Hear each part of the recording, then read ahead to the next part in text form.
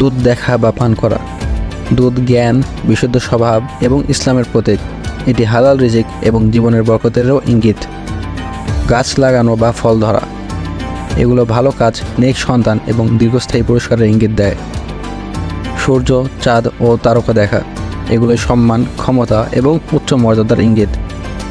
ইউসুফ আলাইহিসসালামের স্বপ্নে সূর্য, চাঁদ ও 11টি তারকাকে সিজদা করতে দেখা তার ভবিষ্যৎ সম্মান এবং ক্ষমতার ইঙ্গিত ছিল। সূরা ইউসুফ আয়াত 4। এই প্রতীকগুলো সাধারণত বড় ধরনের পরিবর্তনের পূর্বাভাস দিয়ে থাকে।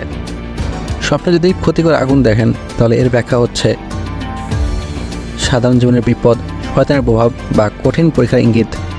যেমন অনেকে দেখে ঘর বা কোনো স্থান পড়ে যাওয়া, শরীর পড়ে যাওয়া, আগুন থেকে ধোঁয়া বের হওয়া, আগুন দেখে ভয় পাওয়া, এগুলো সব কিছুই শয়তানের প্রভাব। মাছ দেখা, স্বপ্নে জীবিত মাছ দেখা সাধারণত সম্পদ, জীবিকা এবং হালাল রিজিকের ইঙ্গিত। যদি বড় মাছ দেখেন, তবে তা বড় ধরনের কোনো আর্থিক লাভ বা সুযোগের ইঙ্গিত হতে পারে। বৃষ্টি দেখা, বৃষ্টি আল্লাহর রহমত, বরকত ও কষ্টের পর স্বস্তির প্রতীক।